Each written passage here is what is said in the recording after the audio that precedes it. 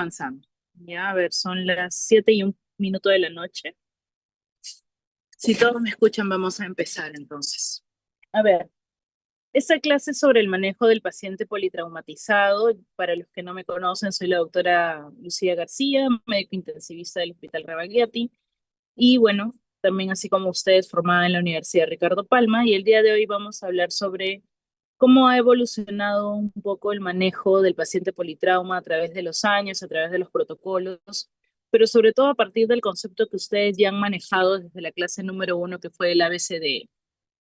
El ABCD, como bien recuerdan, es una evaluación integral del paciente en una situación de peligro, de gravedad, en una situación totalmente circunstancial, ¿no? Súbita.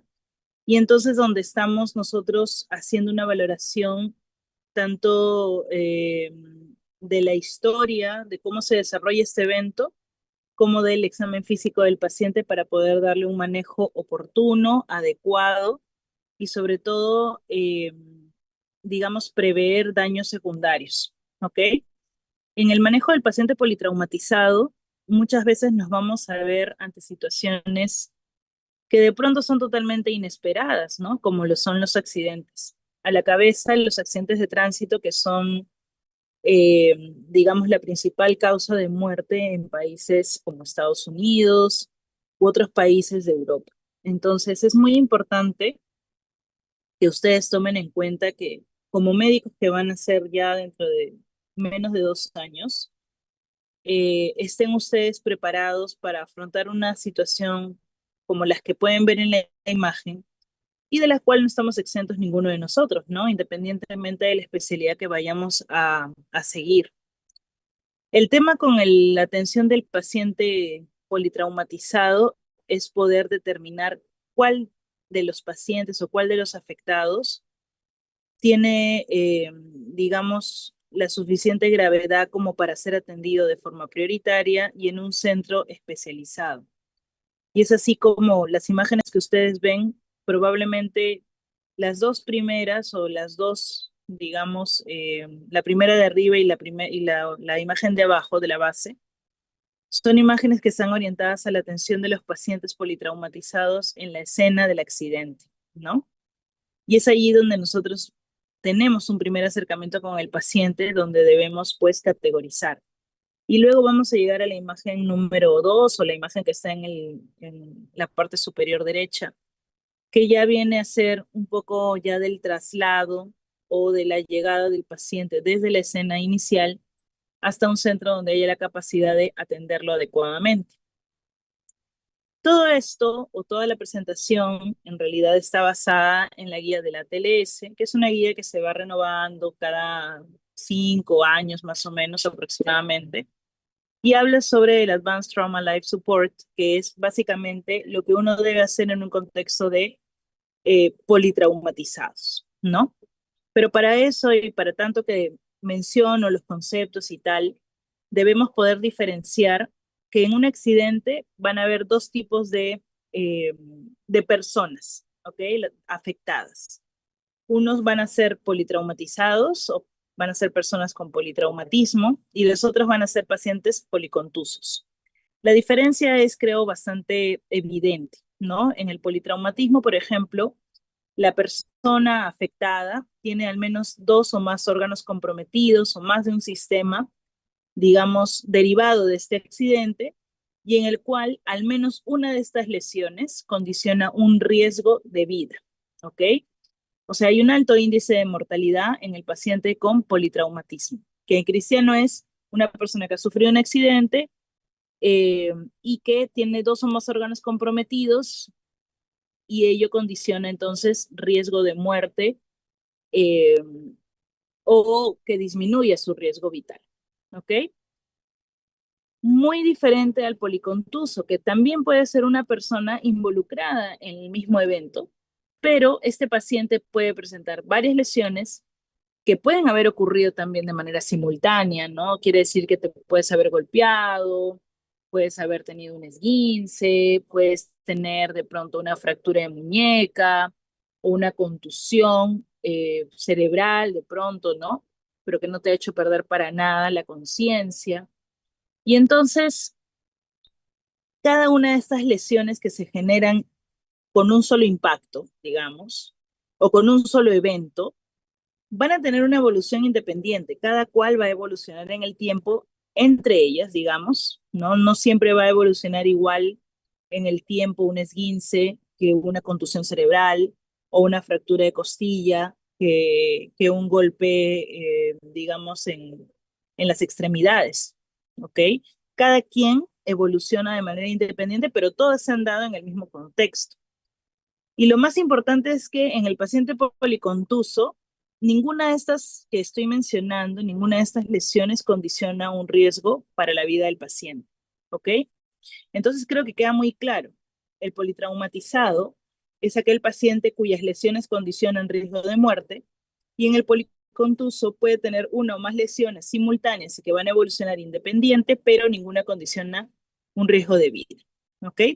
El objetivo básicamente de esta presentación es detectar y solucionar inmediatamente eh, los procesos que pueden acabar con la vida del paciente en un corto tiempo, ¿ok? Y entonces para eso es necesario realizar una evaluación sistémica y pormenorizada que evite que estas lesiones puedan pasar desapercibidas. Y eso es sumamente importante que lo entiendan, como que la primera visión que uno tiene del paciente politraumatizado no puede ser la única y no puede ser estática. Esta visión y esta primera evaluación o primera impresión que tú tienes del paciente politrauma va a evolucionar en el tiempo y va a ser muy dinámica. Quiere decir que si por ahora yo estoy viendo en un accidente personas que de pronto tienen Glasgow 15, de pronto no están sangrando externamente, de pronto están caminando y yo valoro ello, pero luego, de pronto en unos 15, 20 minutos más, veo que estas personas cambian cualquiera de esos estados que he mencionado, pues es algo esperable, porque yo debo entender que las lesiones que se producen en un evento agudo de este tipo, o sea, un traumatismo, siempre van a evolucionar. Y entonces eso es lo que yo debo conocer. Esta clase está hecha para yo entender que estas cosas pueden pasar. Precisamente para eso hago una evaluación minuciosa, para poder evitar daños secundarios y poder darles la atención oportuna a los pacientes. Y de pronto, si no necesitan evaluación oportuna, al menos monitoreo y explicar signos de alarma. Ahora, la lesión en un traumatismo es una lesión multisistémica y lo más importante en estos pacientes es determinar la gravedad y entender que la presentación clínica puede ser muy variable. ¿Ok? Hay personas, y esto ya va un poco más relacionado a los factores que involucran a cada persona, los factores de riesgo, ¿no? No es lo mismo que se accidente un adolescente o un joven de la edad de ustedes a que se accidente un anciano o una gestante o un niño. La capacidad de respuesta ante las noxas, ante los traumas, es totalmente diferente en estos grupos. Hay por eso grupos de riesgo y hay grupos que no son de riesgo. Entonces, por eso hablo de que una presentación clínica es muy variable. Para eso se han ideado una serie de scores y se han ideado una serie de clasificaciones que nos hablan un poco de los agravantes o qué tan grave podría ser la lesión. Claro que hay características de los traumatismos que hacen que una lesión sea más grave que la otra, ¿no? Y eso se puede dar a varios niveles. Puede ser determinado por el nivel de impacto, por la fisiología, o sea, por digamos, las funciones vitales que yo encuentro en el paciente, los tipos de lesiones que yo encuentro en un primer momento, y le decía yo los agravantes que son los factores de riesgo, ¿no? Entonces, hay condiciones que ya preexisten y que podrían determinar gravedad en un traumatismo grave, así como el mismo mecanismo del traumatismo, su nivel de impacto y las funciones que yo encuentro en el paciente. Por ejemplo, ¿no? Obviamente es más grave el impacto o el traumatismo en un paciente mayor de 60 años, en la gestante o en alguien que tenía una patología preexistente, ¿no? O, por ejemplo, aquel paciente que tú al evaluarlo en la evaluación inicial tiene una presión sistólica menor de 90 o ya tiene una disfunción respiratoria o alteración de la conciencia con un Glasgow menor o igual a 13. O también aquellos que pues sufren impactos graves, impactos significativos, ¿no? Por ejemplo, ¿no? Que seas eyectado en el accidente hacia afuera del vehículo, que te caigas de una altura por más de 2 metros, que hay un accidente por descarga eléctrica. Entonces, obviamente desde que tú ya más o menos vas indagando de qué se trata el accidente, te vas haciendo una idea de la gravedad, ¿ok? Ahora, para esto, para el manejo del paciente politrauma, hay varios momentos, ¿ok? Varios momentos que se deben cumplir. Y esto no significa que yo tenga de pronto un checklist a mi lado y diga, ok, a ver, momento uno, momento dos. No. Para empezar, siempre hay un abordaje inicial y manejo en la situación, y muchas veces, o sea, del accidente, del traumatismo, y muchas veces esto es in situ. In situ me refiero al lugar del accidente, ¿no? Entonces, eh, si es así, yo ya tengo que tener una capacidad de respuesta como equipo de salud, o sea, hay una preparación para poder llegar al lugar de atención primaria o de atención inicial. Y si no, de pronto, si los pacientes son los que llegan a mí, por ejemplo, yo estoy trabajando en una emergencia, hay un área de triaje. Precisamente ambos, tanto el área de triaje como el área in situ del traumatismo o del accidente, son dos áreas en un mismo momento, digamos, en el que yo soy capaz de clasificar la gravedad de los pacientes para ver a quién priorizo en su atención. Entonces, luego yo de entender a quién estoy priorizando para la atención por la gravedad de las lesiones, del impacto, de, digamos, de las funciones vitales, yo consideraré varios pasos a seguir. El primero claramente es una evaluación primaria del paciente, donde yo nuevamente aplico mi ABCDE. Y entonces aquí vengo a recordarles lo que les decía en la primera clase. El ABCDE no es una clase cancelatoria, es una clase que te sirve para las siguientes 13 clases, para los siguientes 13 años, si quieren, de vida, para los siguientes años de carrera. Entonces, es una clase en la que ustedes, si se la han aprendido, si la han entendido, y creería que es mucho más un tema de práctica que otra cosa, eh, van a poder aplicarlo con bastante naturalidad y facilidad a esta clase de paciente politrauma, donde también van a haber casos clínicos en los cuales se les va a poner alguna situación en la que ustedes deban resolver, ¿ok? Y cuando uno hace la evaluación primaria y aplica el ABCD que implica, ¿no? Priorizar, digamos, el sistema o el órgano que debo atender primero porque es el que va a comprometer la vida del paciente. Recuerden que siempre uno se pregunta, ¿no? ¿Qué atiendo primero? Lo que va a matar primero al paciente. Si yo veo a un paciente que está sangrando activamente por cualquiera de los sistemas, de puntos en el sistema, como por ejemplo puede ser abdomen, tórax, extremidades largas, cabeza, etcétera.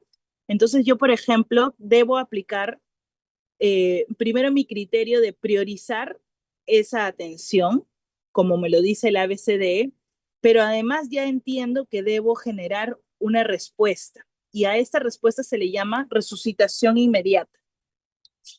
Entonces, ¿qué me va a permitir a mí la resucitación inmediata de los pacientes con lesiones que comprometen la vida? Pues disminuir el riesgo de muerte, ¿ok? De pronto no lo voy a poder solucionar en ese momento, pero sí debo disminuir el riesgo de que este factor como tal siga agravando cada vez más, que se vuelva no controlable y que cause la muerte del paciente. Entonces, la evaluación primaria viene de la mano de una resucitación inicial. Y esa resucitación inicial o inmediata tiene que responder a la disminución de la mortalidad. Ahora, muchas veces si esto se da en un contexto extrahospitalario, precisamente este momento de la evaluación primaria te sirve y de resucitación inmediata te sirve para poder tener la seguridad de que tu paciente va a poder ser trasladado a un centro donde se le pueda brindar una evaluación y una atención más especializada. No es una buena idea trasladar a los pacientes que de pronto están muy graves e inestables porque podrían generar un evento fatal durante el traslado. Y esto, con evento fatal, me refiero a la parada cardiorrespiratoria. Y de pronto no tienes todos los insumos para trasladarlo. Entonces, hay que tener mucho cuidado con eso.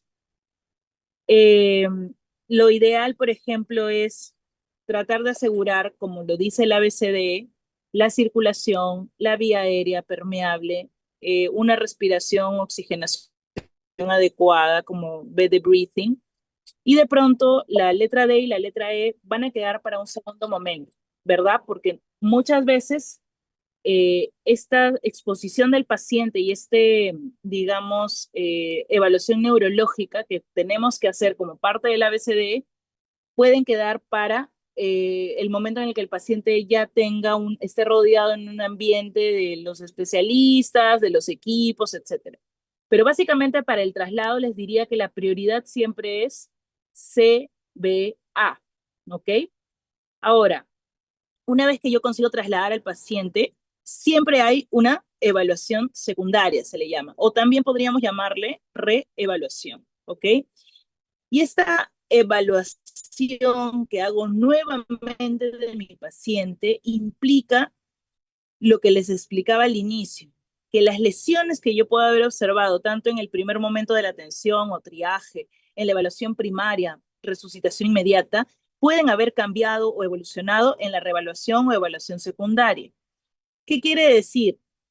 Que si bien yo veo hoy día, ahora en este momento, que el paciente se ha caído de 2, 3 metros de altura y de pronto tiene un Glasgow de 14 o 13, de pronto tiene fracturas, de pronto no está sangrando por fuera, etcétera, yo lo traslado, digamos, con el criterio de que si bien está lesionado, está todavía estable, pero puede llegar al hospital y puede haber cambiado totalmente la situación. Entonces hay algo que yo siempre les recomiendo y que vamos a vivirlo todos cuando trabajemos en las emergencias o trabajemos en algún lugar donde tengamos que recibir ese tipo de pacientes. Nunca le crean totalmente a quien les está entregando al paciente y les está reportando funciones vitales, por ejemplo. Ese es un consejo que me parece sumamente válido porque yo lo he vivido. Yo he vivido momentos en los que de pronto me han traído un paciente a la UCI o me han traído un paciente trasladado por bomberos, ambulancia, etcétera, y me lo han reportado como que sí, fíjate que tiene buena presión, buena saturación, ¿no? Y hay mucha gente que incluso en el traslado no entiende que se debe seguir monitoreando al paciente.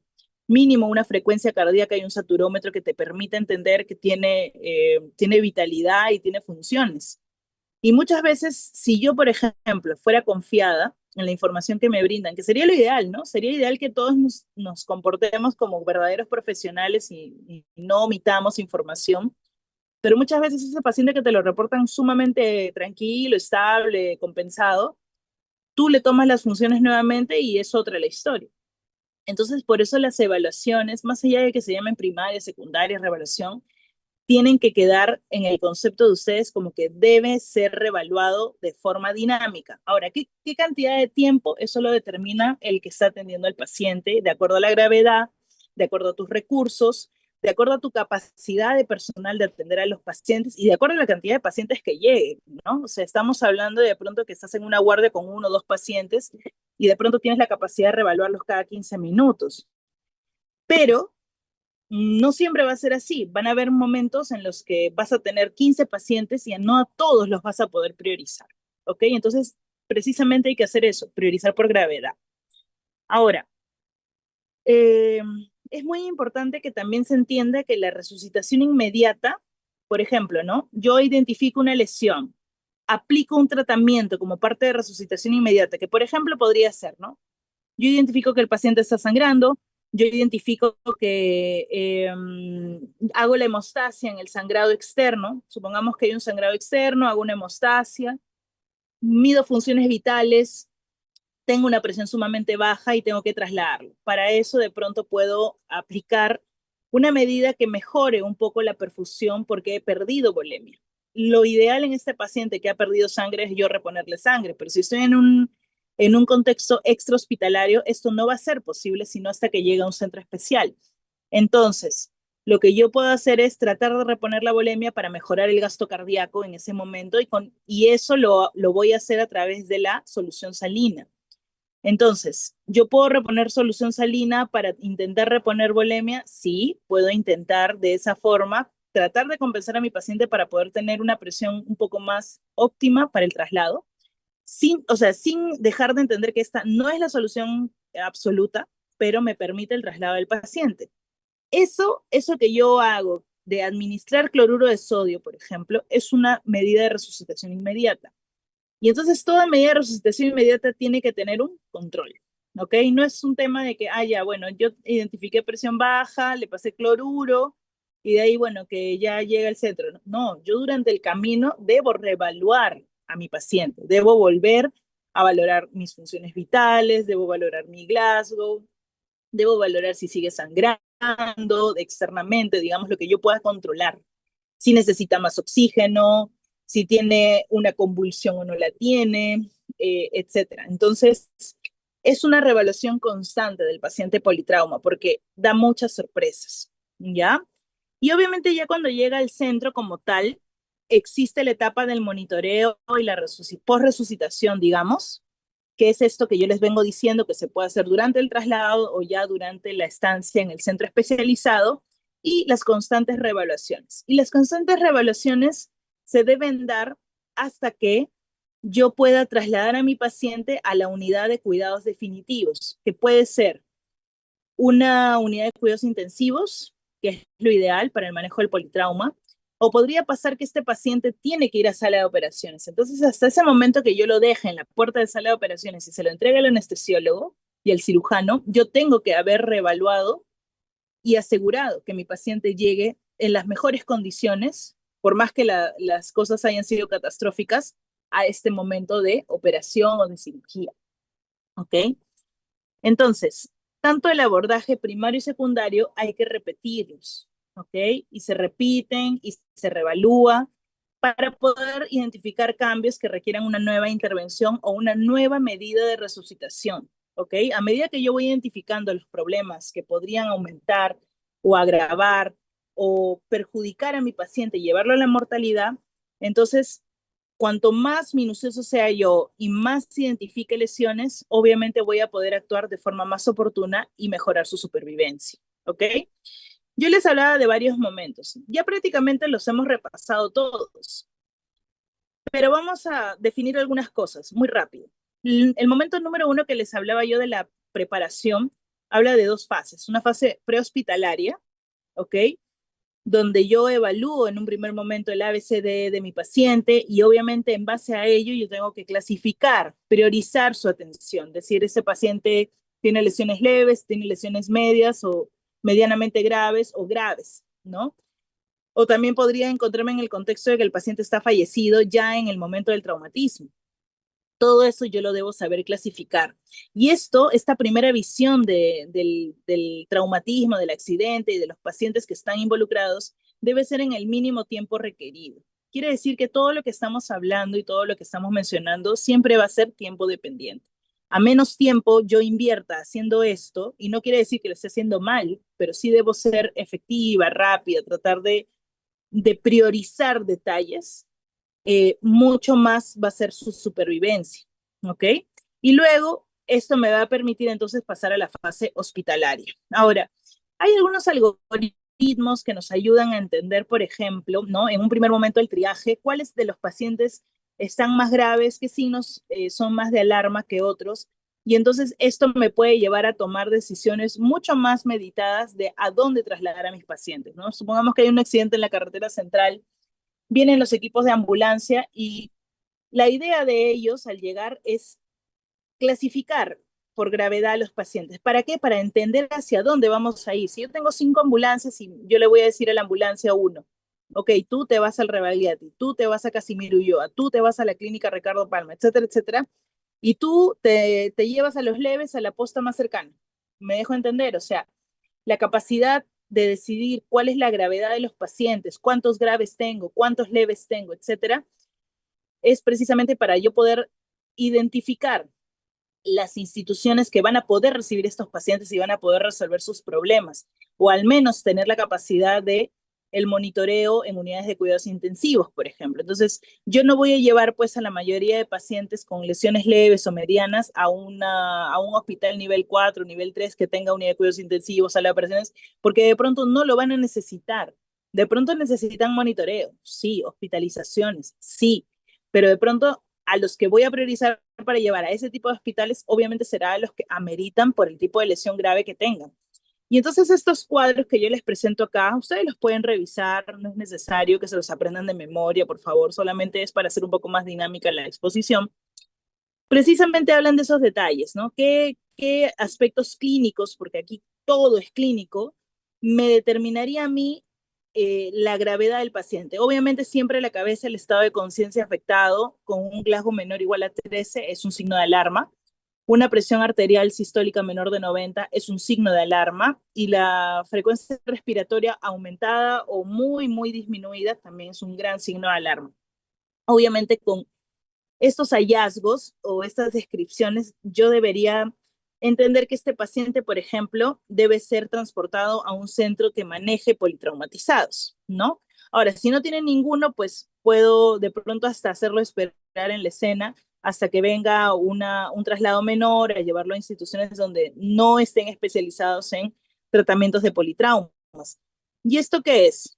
En cristiano, ¿no? En palabras sencillas, hospitales que son, los hospitales que son especializados en politrauma son aquellos que tienen trauma shock, tienen UCI, tienen sala de operaciones, tienen laboratorio y tienen rayos, o sea, como mínimo, ¿ok? Muy bien. Ahora, cuando estamos en la fase hospitalaria, estamos hablando de otros aspectos, me refiero a, digamos, de atención. Ya ahí tenemos áreas de resucitación propiamente para atender a un paciente politrauma, tenemos equipos especiales para manejos de vía aérea, para manejo de fallas circulatorias, tenemos digamos, los elementos para poder resucitar, aplicar medidas de resucitación para los pacientes que lo necesiten y después derivarlos a las siguientes unidades que van a poder llevar la fase de curación definitiva o de recuperación, ¿ok? De este tipo de pacientes. Y obviamente la idea de las fases hospitalarias es tener un equipo multidisciplinario para atender, ¿no? Al paciente. Y no solamente médicos, sino también enfermería, técnicos, laboratorios, tecnólogos, radiólogos, etcétera, ¿no? Y obviamente que este centro también tenga la capacidad incluso de detectar su falta de pronto de capacidad resolutiva como tal y poder referir a los pacientes, ¿ok? Eso hay que tenerlo muy claro. Entonces, que quede claro también que el triaje nos permite la clasificación de los pacientes por prioridad. Y esto obviamente se da en el hospital o en el ámbito hospitalario. Yo debo clasificar la severidad de la injuria, qué recursos tengo disponibles y obviamente el nivel de supervivencia, de acuerdo a lo que yo valore, ¿ok? Y para eso les decía que hay varios scores, no es que salgan de la nada. Y dentro de los scores más conocidos, pues tenemos al score, el ISS, ¿ok? Que valora sobre todo el tipo la descripción o el tipo de lesión y la región donde se genera, y obviamente eso te da un puntaje. Y tenemos al TRIS, que también tiene una validez mayor que otros scores. O en contexto de cuidados intensivos, por ejemplo, nosotros usamos el MUSE, el Apache 2, perdón, y el XOFA, ¿no? Pero obviamente los scores como tal no te pueden hacer tomar decisiones, solamente te ayudan a valorar de forma inicial lo que tú estás atendiendo, la gravedad de atención, ¿ok? Claramente luego puedes hacer un seguimiento con esos scores, a unas 48, 72 horas, volver a evaluar el score del paciente y ver si disminuye o aumenta y de acuerdo a ello estará relacionado con mortalidad. Ahora, en relación a la evaluación primaria que yo les mencionaba con resucitación simultánea, es lo que les he dicho hasta por los codos, ¿no? ABCDE más la identificación de condiciones de peligro de muerte de forma inmediata y que obviamente ante esta identificación de riesgo de muerte uno pueda aplicar ciertas medidas terapéuticas que permitan la estabilización del paciente y, por ende, la disminución de su riesgo de muerte en ese momento. Y hablo de momentos porque esto puede cambiar, ¿ok?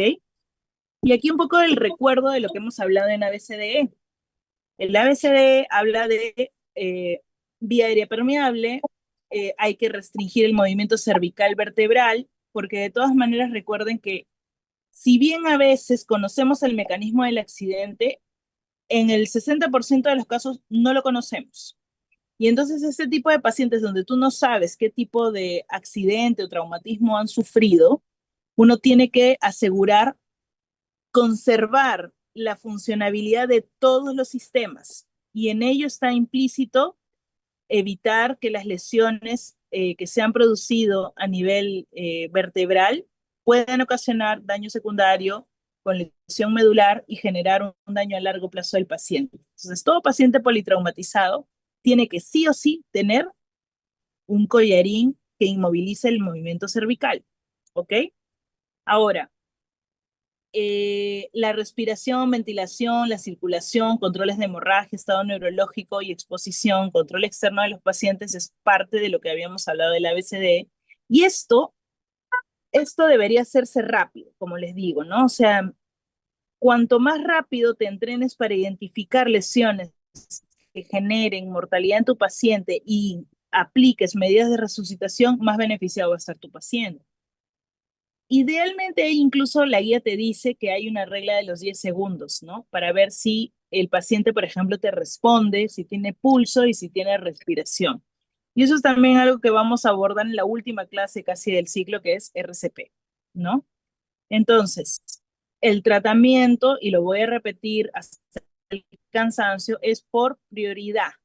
Primero se trata lo que compromete la vida o lo que te genera mortalidad. De nada te sirve querer valorar la escala de Glasgow o querer de pronto mejorar un poco la respiración del paciente cuando de pronto tiene una herida abierta que está sangrando activamente y que si no la controlas, lo que la va a matar al paciente es el shock hipovolémico, porque lo va a llevar a la parada cardíaca y no necesariamente lo que estabas atendiendo. Entonces eso también es importante que lo tomen en cuenta.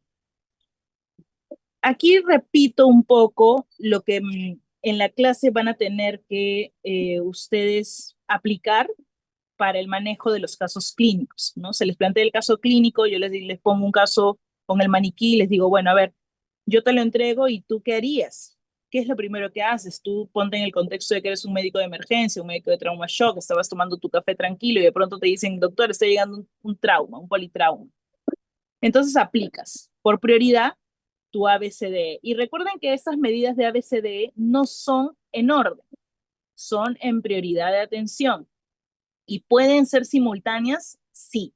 Cuando yo tengo un equipo de atención, por eso el equipo hospitalario es multidisciplinario, hay más de un emergenciólogo en el trauma shock, en estas áreas de atención inicial a los pacientes politrauma y obviamente de gravedad, el equipo se delega funciones. Es importante que lo hagan, que trabajen a la par. Uno puede estar viendo la vía aérea, otro puede estar viendo la circulación, otro puede estar viendo, eh, digamos, la permeabilidad o la respiración, y otro puede estar haciendo la exposición del paciente. Eso es sumamente importante, ¿ok? Precisamente trabajar en equipo multidisciplinario te permite tener un mejor abordaje del paciente, evitar lesiones secundarias, acortar los tiempos de atención y llevar a digamos, a la estancia definitiva a este paciente para que le puedan ya sea dar soportes avanzados como en una unidad de cuidados intensivos o dar una solución quirúrgica o soporte quirúrgico a las lesiones que ustedes estén identificando, ¿ok? Ahora, aquí, por ejemplo, vamos a aplicar una serie de herramientas, ¿no? Y precisamente para eso están los centros especializados en trauma, ¿no? Apaguen sus micrófonos, por favor, chicos. Eh, a ver, ¿quién está hablando ahí? Álvaro Silva, por favor, apague su micrófono. Muy bien. Ahora, uno tiene que monitorear entonces siempre signos vitales, tienes que hacer un control electrocardiográfico, de ser posible, siempre al inicio, tienes que, dentro de los signos, e idealmente, si ustedes tuvieran a la mano un laboratorio que les permita tomar algunos valores, por ejemplo, la gasometría y el lactato son parámetros laboratoriales ideales para poder llevar de la mano esta atención primaria del politrauma, ¿ok? Y otra cosa que siempre se olvidan, por ejemplo, como parte del monitoreo circulatorio, de la compensación circulatoria del paciente, es el monitoreo de la diuresis. Y eso está íntimamente relacionado con cómo afecta el gasto cardíaco o qué parte, qué porcentaje del gasto cardíaco aprovecha cada uno de nuestros órganos. Recuerden que los órganos más sensibles a la disminución del gasto cardíaco y que de pronto tienen o se agotan más fácilmente en su nivel de autorregulación son el riñón y el cerebro. Entonces, siempre hay que tomar en cuenta el monitoreo de la diuresis. Bueno, en relación a la evaluación secundaria, ¿ok? Debemos mencionar que esta va a empezar cuando tú ya hayas completado tu evaluación inicial, o sea, tu evaluación primaria, que incluso hayas aplicado medidas de resucitación y que estés efectivamente revaluando lo que has hecho en estos dos primeros pasos. Entonces, aquí nuevamente implica que tú debes volver a medir funciones vitales, a no ser que tengas al paciente en una unidad con un constante monitoreo, ¿no? O sea, conectado a un monitor que sea multifuncional y que te mida presión, frecuencia cardíaca, saturación de oxígeno, etcétera, etcétera. ¿Ok? Y aquí en la evaluación secundaria además se agrega otro tipo de, digamos, significado de atención. Y esto en base a la historia clínica. Es aquí donde ya uno puede ampliar la historia clínica.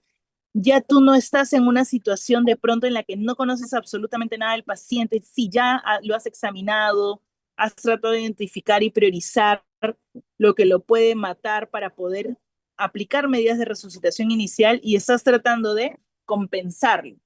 En este interín de compensarlo, obviamente vas a tomarte un tiempo prudente para reevaluar funciones, para seguir aumentando, digamos, la recolección de datos de la historia clínica. Acá puedes ya preguntar de pronto a las personas que estuvieron alrededor o quién lo trajo, etcétera, si el paciente tenía enfermedades, cómo fue el accidente, si tenía alergias, si tomaba medicamentos, qué estuvo haciendo antes del accidente, etcétera. Y ser mucho más minucioso en tu examen físico. Aquí sí uno se puede tomar un poco más de minutos, ¿ok? Puedes dudar y puedes decir, ok, lo voy a volver a examinar porque he tenido dudas. Entonces, es muy importante esta segunda etapa de evaluación secundaria porque aquí uno amplía la historia clínica del examen físico y esto te va a permitir tener un mejor abordaje del paciente, ¿ok?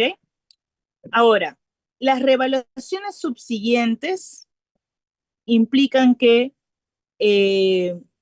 uno tiene que buscar cómo evolucionan las lesiones que ya has identificado o si se agregan nuevas lesiones que de pronto no habías visto o que de pronto aparecen. Por ejemplo, ¿no? Un paciente que se accidenta en un automóvil, apaguen sus micros, chicos, que se accidenta en un automóvil, podría haber tenido el cinturón puesto, sí, todo bien, pero puede ser que la caja torácica se haya golpeado de tal forma que genere a veces a partir de las 12 horas 24, una contusión en el pulmón, que inicialmente no íbamos a ver, no íbamos a identificar al examen físico y ni siquiera en la radiografía de tórax. Pero sí vamos a ir viendo cómo el paciente de pronto empieza a tener un deterioro oxigenatorio, un deterioro oxígeno-ventilatorio incluso. Entonces, eso, por ejemplo, es parte de las reevaluaciones. ¿Okay? Muy bien. A ver, déjenme un ratito ver cómo silencio a Álvaro. Ya está, lo silencié. Me siguen escuchando, ¿verdad?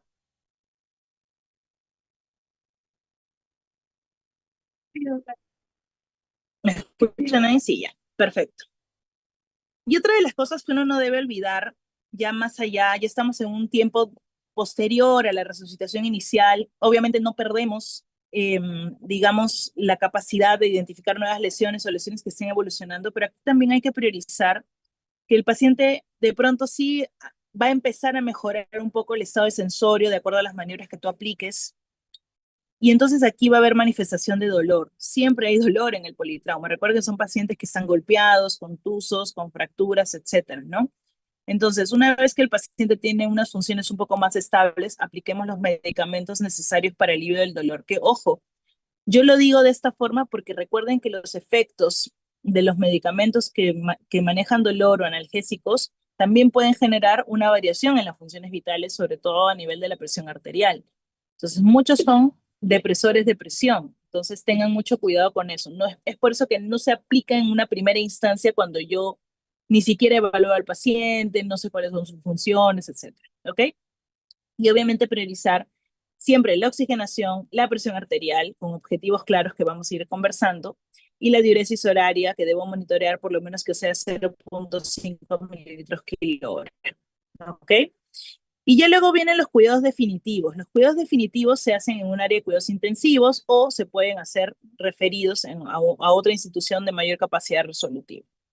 Ahora, hay varias cosas que considerar en un paciente politrauma, ¿no? Yo generalmente les pido que se centren en cada órgano, en cada sistema, para poder, como en el ABCD, establecer las prioridades, pero en cada una de ellas hay patologías o hay condiciones agudas que se pueden, que se deben identificar, que se deben buscar y que se deben controlar.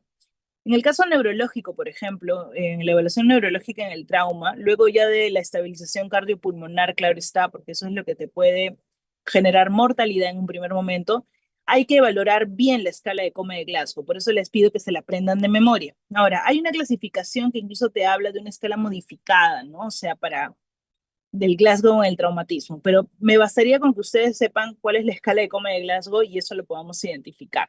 Ahora, siempre que yo quiero valorar estado neurológico, la escala de coma de Glasgow va de la mano con la valoración o la evaluación de la respuesta pupilar. Si las pupilas son isocóricas, si son simétricas, asimétricas, si reaccionan bien al reflejo de luz, al fotomotor o no, etcétera. ¿Ok? Ahora, determinar también si hay déficit neurológico focal, porque me podría estar hablando de alguna lesión, hematoma subdural, hemorragia, digamos que esté afectando algún territorio motor o sensitivo. Y siempre, y no se olviden, hay que detectar si, por ejemplo, el paciente ha estado relacionado o de pronto no se sabe claramente, lo han encontrado de pronto debajo de un puente y lo están trayendo.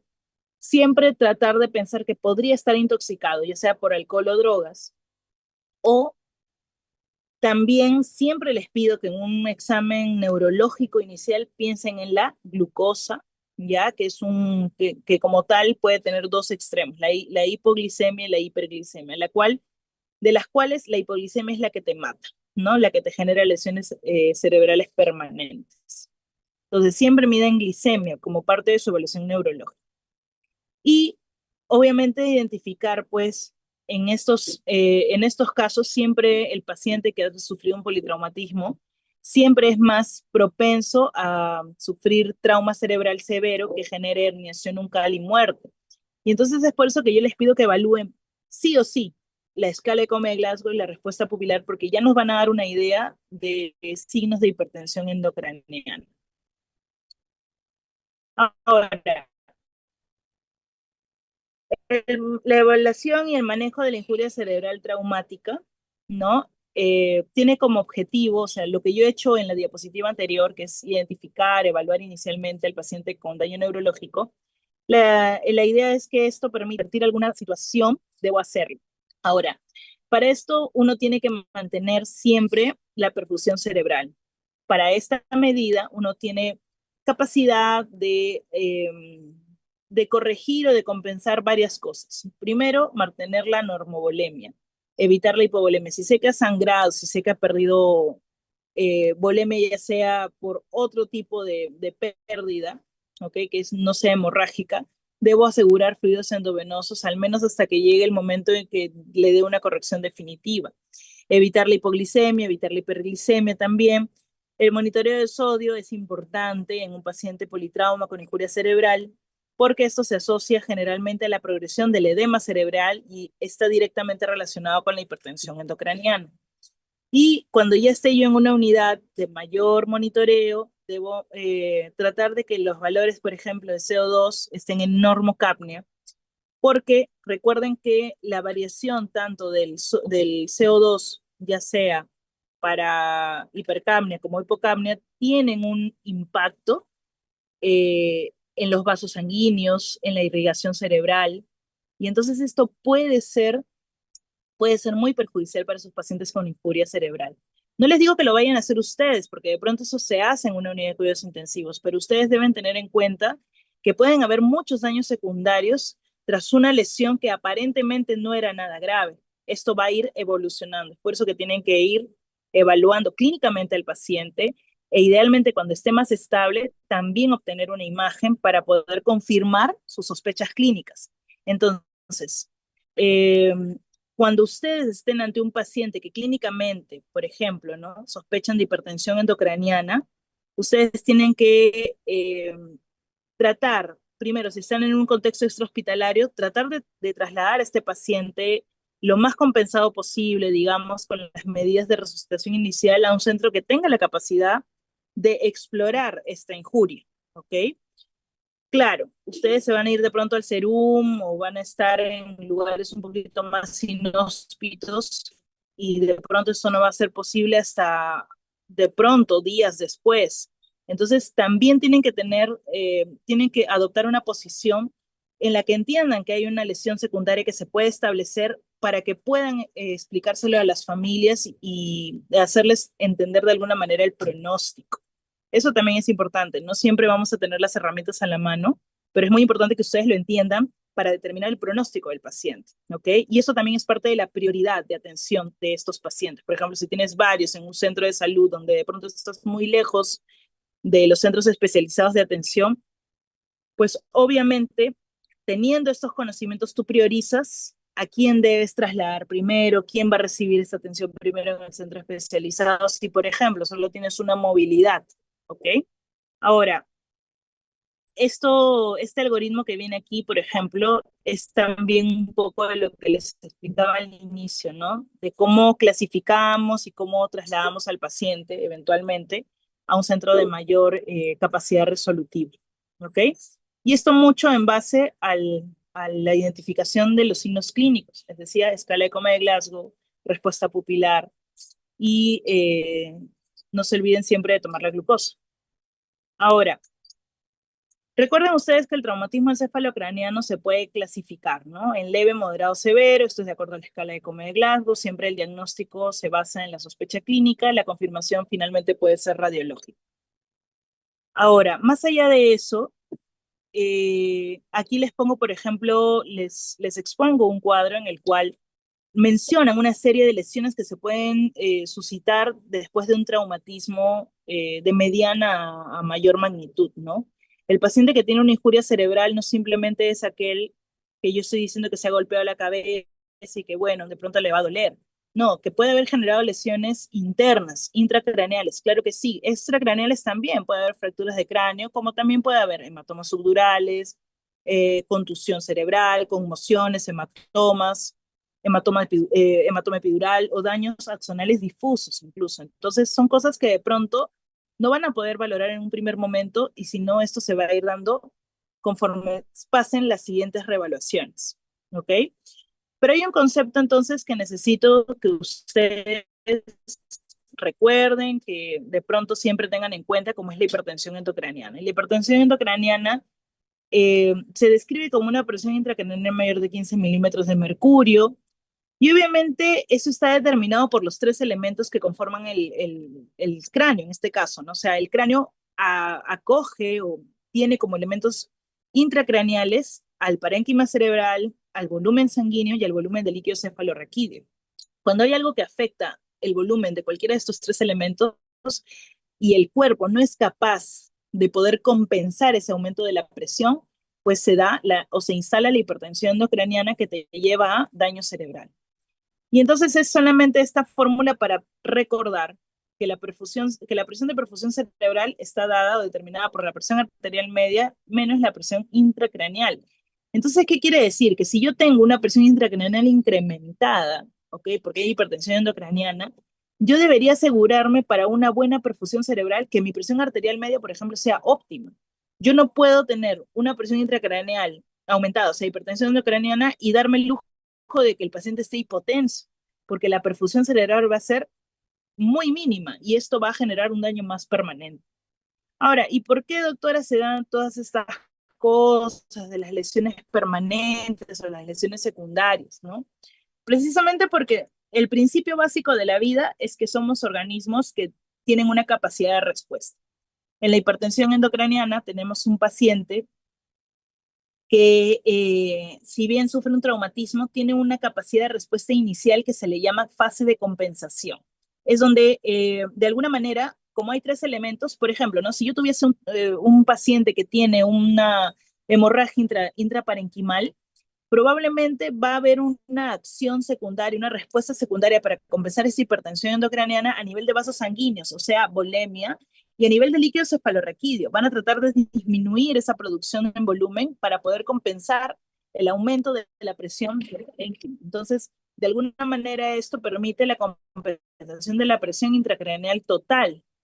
Sin embargo, si yo no le doy una atención adecuada a este paciente, ¿no? Con hipertensión endocraniana. Y a ello voy a volver con esta diapositiva donde yo mencionaba, por ejemplo, el uso del manitol. El uso del manitol es precisamente para poder disminuir la presión intracraneal en una emergencia. También lo puedo usar luego en la comunidad de cuidados intensivos, pero inicialmente incluso yo podría, ante signos clínicos de hipertensión endocraniana en un paciente que tiene mediana compensación hemodinámica, o sea, circulatoria, podría aplicar manitol a 1 gramo por kilo de peso. Esa es la dosis inicial, es un bolo, ¿no? Y ahora, volviendo a esto, si yo, por ejemplo, no aplico en esta fase de compensación ningún tipo de resucitación inmediata de ese paciente, como por ejemplo el uso de manitol, voy a pasar a la segunda fase, que es la descompensación. Esa es la fase donde los mecanismos de respuesta, de defensa del paciente se agotan.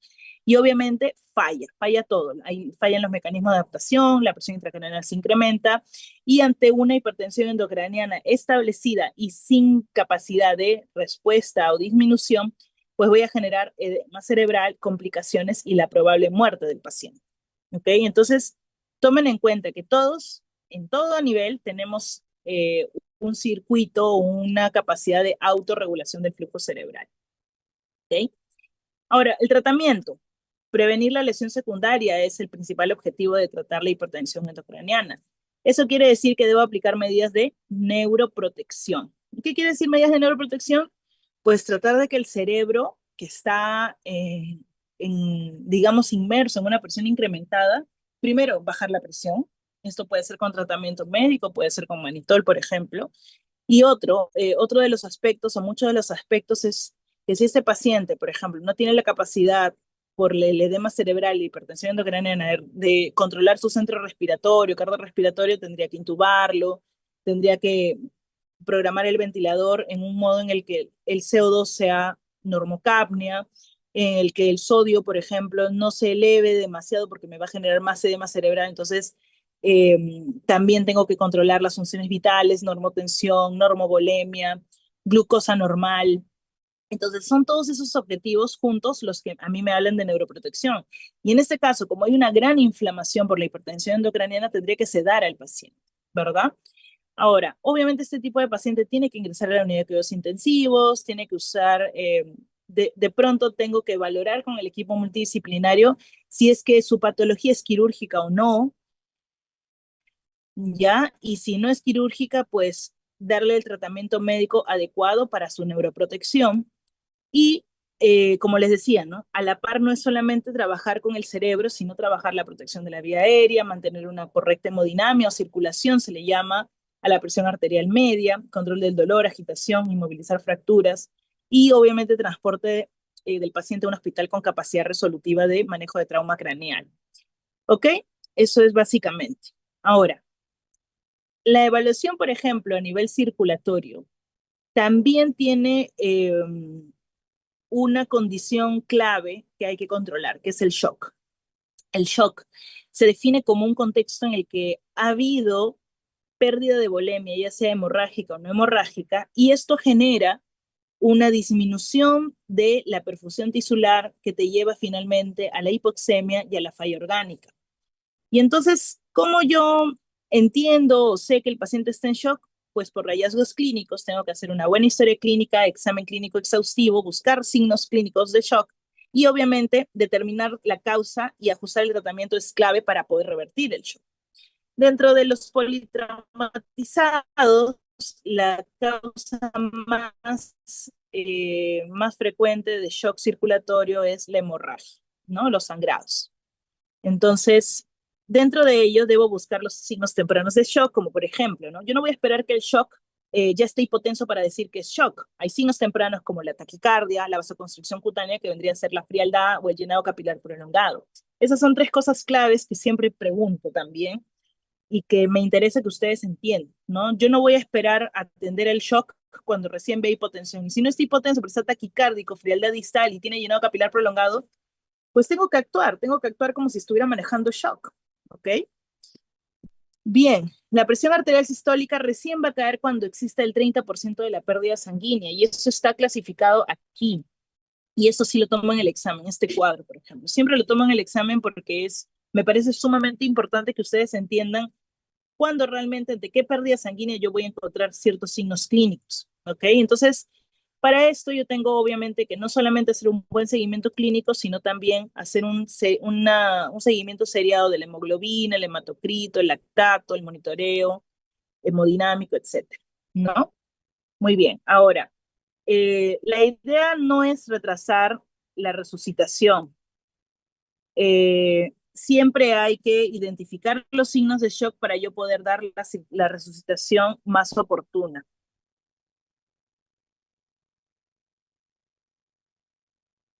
A ver, ya. Y entonces esto implica que también debo buscar, si por ejemplo yo he visto fuentes de sangrado externas, también debería buscar fuentes de sangrado interno o siempre sospecharlas, ¿no? Si es un paciente que de shock y de pronto yo veo que no mejora, doctora, pero no mejora, entonces debo sospechar que hay lesiones internas que siguen haciendo la pérdida de volemia constante y obviamente hacen insuficientes mis medidas de resucitación. ¿Ok? Entonces, eso es importante que ustedes siempre lo estén buscando, siempre lo estén pensando, ¿ya? Ahora, también hay otras causas de shock que no son necesariamente hemorrágicos, sino son no hemorrágicos. Por ejemplo, el cardiogénico, que hayan condiciones como taponamiento cardíaco, neumotoras de tensión o neurogénicos, séptico muy alejado, que condicionen también un estado de shock, ¿ok? Independientemente de cuál sea el mecanismo del shock, hemorrágico o no hemorrágico, siempre tienes que aplicar una resucitación inicial con reposición de volumen, ¿ok? Porque estamos trabajando en base a la pérdida de volemia, ¿ya? La idea es siempre detener el sangrado, ¿ok? Reponer el volumen perdido. Ojo, y esto lo vamos a ampliar de pronto un poco más en la práctica, pero el hecho que ustedes apliquen cristaloides al paciente inicialmente en su resucitación no significa que, haya, pero yo perdí 1 litro de sangre, mi litro de cristaloide va a ser suficiente. Recuerden que solo el 25% de los cristaloides se quedan en el intravascular, por lo tanto, si yo perdí 1 litro y le aplico 1 litro de cristaloide, 750 mililitros se irán al intersticio y solo 250 se quedarán en el intravascular, lo cual hace insuficiente el tratamiento. Pero es una resucitación inicial. Recuerden por qué le llamo resucitación inicial, porque me permite ganar un poco de tiempo hasta encontrar la solución definitiva. ¿Qué sería la solución definitiva? Que yo detenga la hemorragia, que aplique o administre factores sanguíneos, como por ejemplo el paquete globular, y eso sí se va a quedar 100% en el intravascular. ¿Ok? Muy bien. Ahora, hay un examen físico, también debe hacerse dirigido a identificar lesiones, o sea, ABCDE, dar soporte oxigenatorio en contexto de shock es importante. Aquí la saturación en un paciente que está en shock, debo plantear una saturación objetivo de más de 94%, porque obvio, estoy pensando que si hay shock, hay hipoperfusión, hay hipoxia tisular, debería tratar de optimizar mi aporte. Tal vez mi transporte es un poco inefectivo porque no tengo tantas hemoglobinas circulando, pero sí tengo que aumentar mi opción de oxígeno para los tejidos. Y obviamente, como les decíamos en el ABCD, accesos endovenosos adecuados, ¿no? Un buen acceso endovenoso, por ejemplo, es una vía de calibre número 18, ¿no? Y el uso de bombas de infusión o de fluidos incluso un poco más calientes para que puedan revertir hipotermia. Y obviamente la prioridad siempre va a ser detener la hemorragia. Ahora, inicialmente les decía que hay que administrar cristaloides, se puede administrar en bolos. Ahora hay una última guía que nos habla de incluso administrar 30 mililitros por kilo de peso ideal del paciente de los cristaloides y un promedio de esta dosis se da un promedio de 3 horas, ¿ok? Siempre sean más cautos, ¿ya? De acuerdo a la estimación de la pérdida, hagan una reposición, prueben en bolos inicialmente. No es necesario pasar 1 litro de cloruro a todo el mundo, no es así. Recuerden estimar la función clínica, las funciones vitales para yo poder empezar a reponer la pérdida de a pocos. Y de acuerdo a lo que yo vaya reponiendo, ya sea 100, 200, 300, 400, yo debo buscar las respuestas, o sea, la reevaluación. Yo no me podría quedar tranquilo, la respuesta correcta no es, ah, ya, aplícale 200 y eso es lo correcto. No, porque de pronto 200 es correcto, 200 mililitros es correcto para ti, pero de pronto para mí deberías darme 400 mililitros por la condición que estoy viviendo. De pronto he perdido más volumen, etcétera, ¿no? Mi traumatismo ha implicado otro tipo de lesiones. Entonces, ¿cómo sé cuál es lo correcto? Lo correcto para cada quien es individual. Aquí hay que individualizar la terapia. Entonces, ¿cómo me doy cuenta que estoy yendo bien? Porque si yo apliqué ya sea 200, 300 a este paciente, mi respuesta luego, o sea, a los 15 minutos de yo volver a medir funciones vitales, entonces esa respuesta debe haber mejorado. Si yo estaba hipotensa, le aplico 200 mililitros a este paciente, he detenido la hemorragia o le he contenido por el momento y mejoran sus funciones, quiere decir que estuvo bien lo que hice. ¿Ok? Pero no nos excedamos. Vayamos probando a medida que vamos revaluando.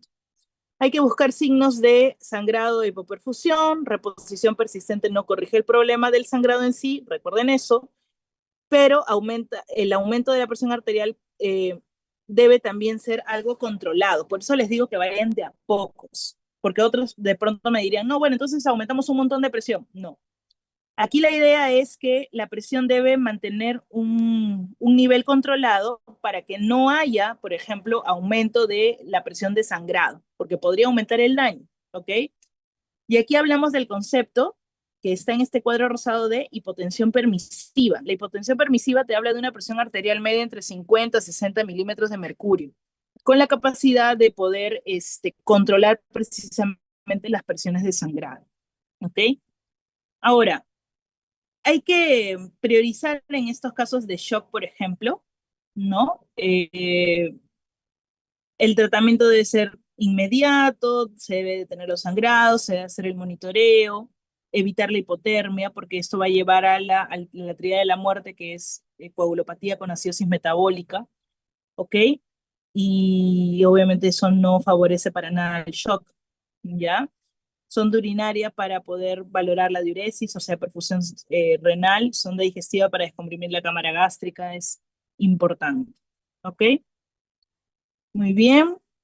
Eso es lo que les decía yo de la hipotensión permisiva, ¿no? La hipotensión permisiva eh, hablas precisamente que en una reanimación excesiva puede provocar el aumento del gasto cardíaco, eso que inicialmente podría parecer bueno, aumenta tu presión arterial media, pero reduce la vasoconstricción periférica y causa más sangrado. Entonces tengan mucho cuidado, ¿ok? Siempre hay que estar controlados. Ahora, puede haber por el exceso, ¿no? de fluidoterapia una coagulopatía por dilución, desprendimiento de coágulos y más complicaciones orgánicas. ¿Ok? Sin embargo, tiene también sus excepciones. Por ejemplo, yo no haría hipotensión permisiva en traumatismos en cráneoencefálicos o en las lesiones medulares que sí necesitan una perfusión mucho más óptima, una presión arterial media de 80, por ejemplo, ¿no? Y tampoco en paciente anciano o en paciente con antecedente de hipertensión arterial. Ahí hay que saber priorizar cuáles son los objetivos. Se individualizan los objetivos con el paciente. Pero normalmente pues hablamos de presiones arteriales sistólicas de hipotensión permisiva, a eso me refiero, presión arterial sistólica de 80 y una PAM o una presión arterial media de 50 60 milímetros de mercurio. ¿Ok? Muy bien, ahora, aquí vale la pena mencionar los protocolos de transfusión masiva, donde precisamente si yo les hablaba de pérdida sanguínea, pérdida de volemia por hemorragia, debo yo entender que también, ¿no? Reponer las unidades sanguíneas no es algo inocuo, es algo que puede conllevar a complicaciones. Y entonces, cuando yo hablo de transfusiones masivas, estoy hablando de que he repuesto más de 10 unidades de paquetes globulares en las primeras 24 horas de admisión del paciente o más de 4 unidades usadas en una hora. Esto obviamente es superior al cristaloide, como les decía, porque se queda 100% en el intravascular, ¿ya? No es necesario en estos casos reponer calcio cada vez que se repone un paquete globular, pero sí hay que usarlo de forma medida y reponerlo a necesidad y con objetivos claros, ¿no? En el paciente politrauma, una hemoglobina más de 7 es bastante bueno, ¿ok? No necesito hemoglobinas de 11, 12, 15. Ah, que el señor tenía 15 hemoglobinas, sí, pero ahorita está en otro contexto. Entonces, lo mínimo necesario para que sus órganos estén perfundidos. Y obviamente esto va de la mano de la reevaluación clínica. Si yo veo que le he pasado 2 paquetes globulares y que aún sigue pálido, llenado capilar prolongado, hipotenso, etcétera, etcétera, quiere decir que de pronto la estimación la ha hecho mal de la pérdida sanguínea. Debería reponerle un poco más. Y eso está entonces sujeto a la reevaluación. Ahora, en relación al trauma torácico. El trauma torácico es muy común en los pacientes politraumatizados y es una causa significativa de mortalidad, ¿ok? Pero solo 15 a 30% de los traumas torácicos penetrantes requieren cirugía, ¿ok? Y bueno, hay una clasificación de acuerdo al tipo de lesión que hay en el trauma torácico. Puede ir desde los hematomas, las contusiones, el colapso alveolar, o sea, ya básicamente afectando tejido pulmonar. O puede haber el temido neumotórax a tensión que genera hipoxia, acidosis metabólica y parada cardíaca. Entonces, tengan mucho cuidado con eso. El objetivo inicial siempre de un trauma torácico es tratar de corregir o compensar la hipoxia, porque eso es lo primero que nos va a dañar los órganos, la hipoperfusión tisular. Y entonces hay que asegurar protección de vía aérea, si hay posibilidad de intubación, hay que hacerlo, hay que establecer una buena hemodinamia o circulación estable y corregir la causa de base. Ahora, hay varias causas de trauma torácico, no solamente las que están íntimamente relacionadas con el pulmón, sino las extrapulmonares, como el taponamiento cardíaco, la contusión miocárdica, la contusión pulmonar también, trauma penetrantes cardíacos, disrupciones aórticas, injurias traumáticas de diafragma y rupturas esofágicas. Y especialmente, y no he leído la parte más amplia de estas otras causas, porque esto lo amplío en esta parte, ¿no? Vamos a hablar de los neumotórax. Este cuadro, por ejemplo, también siempre lo tomo. ¿Cuál es la diferencia entre un neumotórax a tensión y un neumotórax masivo? Y aquí lo vamos a ir viendo. Ahora, cuando hablamos de neumotórax, precisamente es la presencia de este aire en el espacio pleural de forma anormal que causa un colapso de pulmón. ¿Ok? Acá, si ustedes ven en la imagen, o bueno, lo volveremos a repetir también en la práctica, hay una zona de velamiento más oscurecida en el hemitórax derecho y hay una zona como si fuese un muñoncito, ¿no? Ese es el pulmón colapsado que ha sido empujado ¿cómo se llama? Por el aire en la cavidad pleural. ¿Ok? No sé si acá se nota. Sí, acá lo notan. Ya, todo eso es el neumotórax y este es el pulmón colapsado. ¿Ok? Ahora, el mecanismo de un neumotórax en este caso, claro, es traumático, pero en otras ocasiones el neumotórax se clasifica como espontáneo o secundario, traumático o no traumático. Ya, incluso puede ser hasta iatrogénico. El diagnóstico es clínico y el examen que te puede ayudar a identificarlo es la radiografía o la ecografía. ¿Ok? El tratamiento puede ser observar, dependiendo de la magnitud del neumotórax, o la colocación de un tubo de drenaje torácico. Ahora, ¿cómo funciona este neumotórax cuando se hace a tensión, que es una de las clasificaciones y obviamente denota gravedad, ¿no? Hay que entender bien la fisiopatología del neumotórax a tensión. Para empezar, hay un aumento progresivo de la presión intrapleural, que normalmente es negativa, o sea, eh, digamos que esta presión al aumentar en el espacio pleural genera, eh, genera que el pulmón empiece a colapsar, ¿no? Y empieza a empujar las estructuras del mediastino. Eh, Cuando ustedes empiezan a percibir clínicamente, ¿no? O el paciente ya empieza a notar que el pulmón colapsa y empieza a desplazar las estructuras mediastínicas, va a haber una variación importante de las presiones, pero ya positivas en el ciclo respiratorio. O sea, ya no es una presión negativa, sino esto se vuelve positivo. Y obviamente ese desplazamiento del mediastino disminuye el retorno venoso al corazón, porque si estoy desplazando el mediastino, estoy comprimiendo cámaras derechas Esto genera una disminución de la circulación hacia los ventrículos o de perdón, la aurícula y ventrículo izquierdo. Y no solo estoy generando un retorno venoso disminuido, sino también un gasto cardíaco en general disminuido. Entonces, esto va a llevar precisamente por la dificultad para eyectar la sangre en las cámaras izquierdas a la parada cardíaca, ¿no? Entonces, esto es un shock obstructivo, ¿ok? Pero ese es el peligro del neumotórax a tensión. El neumotórax a tensión precisamente puede llevarte a la parada cardíaca muy rápidamente y entonces es importante que ustedes lo identifiquen y lo reviertan, ¿no? Es aquí la figura, neumotórax, el aire que colapsa el pulmón y desplaza las estructuras mediastínicas, disminuye el retorno venoso, disminuye el gasto cardíaco y genera parada cardíaca, ¿no? Muy bien. Ahora, el manejo. Es una emergencia. Entonces, ¿cómo se maneja esta emergencia? Puedo realizar una toracostomía con una aguja, una aguja que tiene un catéter, introduzco la aguja con el catéter es número 14 de 16 en el segundo espacio intercostal con línea medio clavicular, ¿ok? Eso también lo tomo en el examen, siempre lo tomo y siempre se olvida. Apunten. Entonces, catéter número 14 de 16 en el segundo espacio intercostal de la línea medio clavicular. ¿Cómo sé que estoy drenando el neumotórax? Porque voy a escuchar la salida de aire a través de esta aguja o con catéter, ¿no? A través del catéter, básicamente.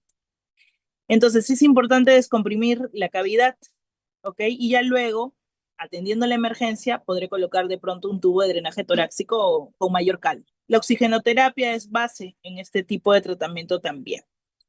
Ahora, en un neumotórax traumático abierto, ¿no? Estoy in situ en la situación del accidente y veo, por ejemplo, que puede haber entrado una bala, un objeto punzocortante y ha dejado un orificio que genera pues la entrada de aire. Lo que debo hacer es poner este parche con 3 bordes sellados y uno libre. ¿Por qué? Porque así evito que siga entrando el aire hacia la cavidad pleural y más bien cuando el paciente respira, eyecta el aire por la cavidad que tenía o el orificio abierto, pero ya no entra, solo sale el aire. Entonces eso también es una forma importante del manejo de un neumotórax abierto, ¿ok? En relación al hemotórax, habla de una acumulación de sangre en el espacio pleural. Obviamente esto por alguna lesión vascular que se haya dado en el traumatismo. La causa más común es la laceración del pulmón o los vasos intercostales o de la arteria mamaria interna, ¿ok? Puede haber sido por algo cerrado o algo penetrante, pero lo cierto es que te puede condicionar un hemotórax y esto puede llegar a ser un hemotórax masivo, o sea, tener un contenido de más de 1000 cc de sangre en la cavidad pleural. El diagnóstico también es clínico, obviamente a través del examen físico y el confirmatorio es o radiográfico o ecográfico. ¿Ok? Entonces, más o menos aquí también vemos un gráfico un poquito más de color sobre lo que les estoy explicando. Acá está la sangre acumulada en el espacio pleural y colapsando el pulmón. ¿Cuál es el tratamiento? Claramente, no solo las medidas de resucitación inicial, porque este paciente va a estar hipovolémico, sino además de las transfusiones sanguíneas, colocar un tubo de drenaje torácico, sobre todo cuando ya tienes más de 200 mililitros aproximado, ¿no? En la cavidad, y se coloca un tubo de calibre 28-38 French entre el quinto y sexto espacio intercostal con la línea axilar medial, que eso también lo tomo en el examen, siempre lo tomo, ¿no? Es importante que sepan la ubicación para que se puedan contextualizar, ¿ya? Y esto obviamente luego se puede mejorar, ¿no? Luego ya puedes hacer una colocación de tubo de drenaje un poco más, de pronto más meditado, más aséptico, etcétera, ¿no? Pero esa es la idea para poder resucitar inicialmente al paciente. Bueno, no sé si tienen alguna pregunta. Doctora, disculpe, una consultita. Sí, dime. En cuanto a circulación y reposición de la bulimia, había una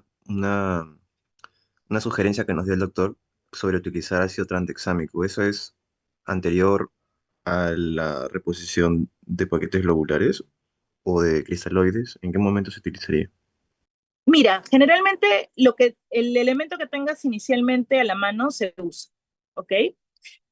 Eh, dudo mucho que los paquetes globulares estén preparados tan rápido. Por lo tanto, tu tranexámico es lo que vas a tener de pronto a la mano. ¿Es parte del protocolo de manejo de trauma? Sí, sobre todo en pacientes con trauma encefálico, ya, o trauma que genere, por ejemplo, hemorragias gastrointestinales. Ese es el que más está validado, ¿ya?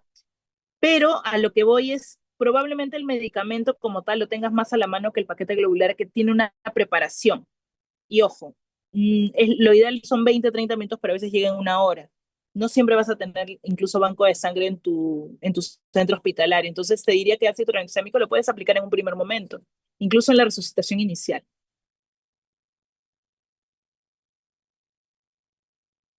Doctora, ¿y la poligelina? Mira, la poligelina no es parte del protocolo de manejo de resucitación inicial ni en ABCD ni en politrauma. Yo sé que lo usan. Puedes usar poligelina, puedes usar albúmina, son parte de las gelatinas que incluso tienen una capacidad de reposición de 50% en el intravascular, ¿no?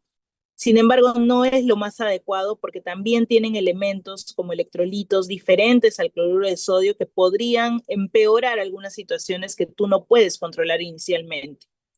Entonces, la poligelina no es digamos, el elemento recomendado para resucitación inicial. Protocolizado es el cloruro de sodio o el lactato Ringer, incluso en quemados, pero no las poligelinas. Ahora, no te digo que no lo vayas a ver. Mucha gente lo hace, pero no es lo correcto.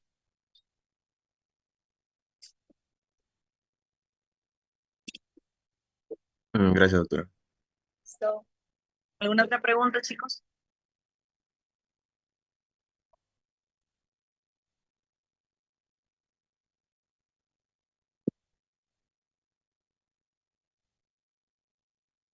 ¿No tienen ninguna pregunta?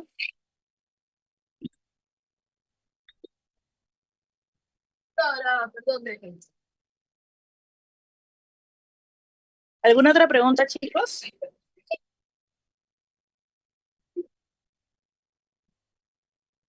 Todo quedó clarísimo. Me sorprende porque es un montón de información. Ojo con lo que les he mencionado de las cosas que se toman en el examen. Como les digo, yo no tengo intención de que se memoricen las 20 diapositivas o las 60 diapositivas, ¿no? La idea es que capten los conceptos más claves, ¿ok? Si no hay ninguna pregunta, entonces hemos terminado. No sé, a ver, díganme ustedes.